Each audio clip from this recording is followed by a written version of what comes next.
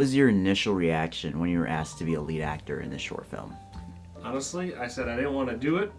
And I said, well, I have a bunch of friends that thought I was part of these agencies anyway. Well, why not just roll with it? But I did it because Joseph asked me to. Yeah. He's always helped me out, so I figured I'd help him out. Very nervous. It was like, oh, that's kind of cool, but also I didn't really realize all of what it meant. Yeah, and then before the short film, did you have prior acting experience, or? The only times I've ever, acted is I was in 2 musicals, I think in middle school and high school.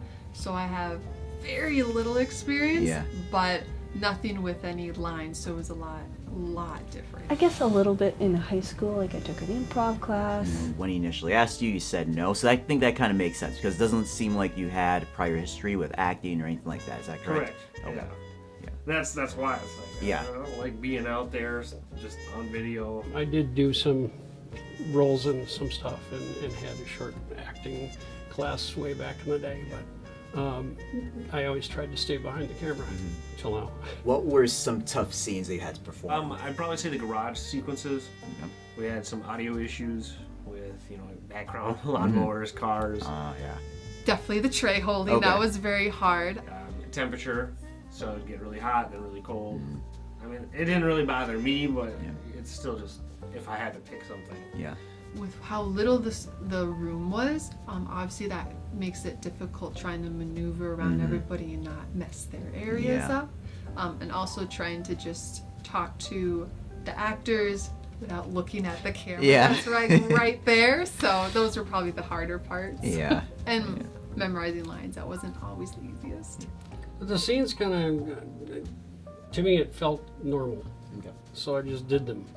The things that might have been a bit of a challenge was to kind of hold back on my other roles. I've served as a director of photography for some other people years ago, and done other roles in addition to that. And so, on the one hand, it's nice to make sure we have continuity that stands the test of time. That's where continuity supervisors come in. That's their role. But on a smaller film, we don't have the army of people like Hollywood or others might have. So we rolled with it. Sometimes there were scenes that were thoughts in my head that were funny, and so I'd have to oh nope, don't do that. Yeah. So doing that was a bit of a challenge. Yeah. But it wasn't impossible, and I just had to focus my mind. And once I did that, it was fine. So what were some of the, I would say, favorite moments of you acting in this role? Take 25.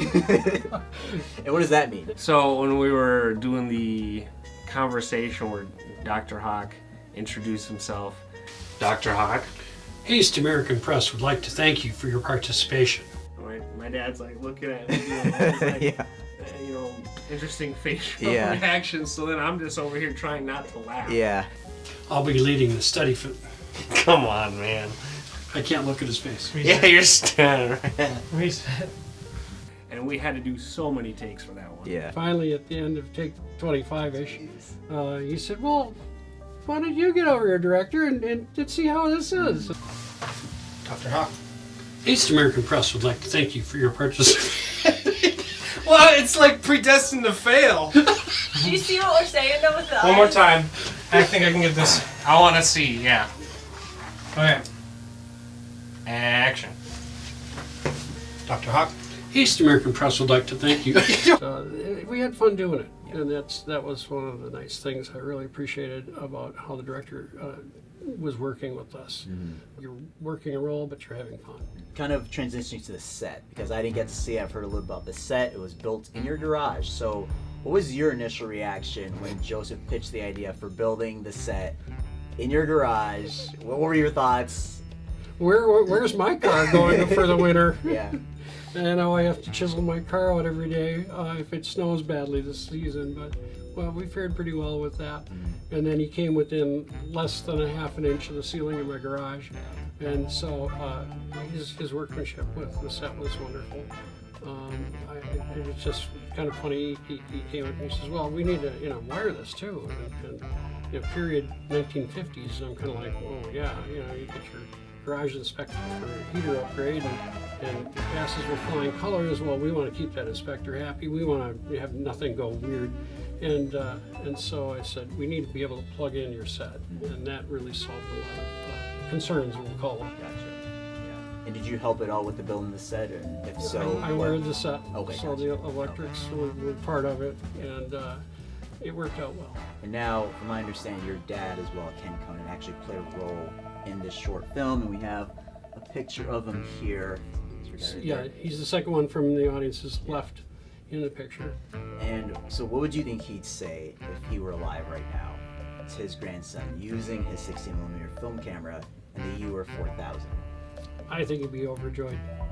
When I got involved in multi-camera stuff, he lit up. And it was something that we had a common thing to relate on. And I just see him imagining Joseph just going the distance with it. Do you have any parting words, last words for the audience before we wrap up? One of the things I appreciated about director-producer Joseph was that he engaged his actors in a way that brought, I think, brought out the best in what everybody had to do. Yeah, that's key. And there were some cramped moments with a small set. And it's like, well, can we saw a hole in the wall and put the camera in from the back? But, there's no time for that even with the Sawzall, we just couldn't go there. But I appreciated how he worked with us to make it smooth as could be. That's great. Well, thank you again for your time. Yeah, thank you.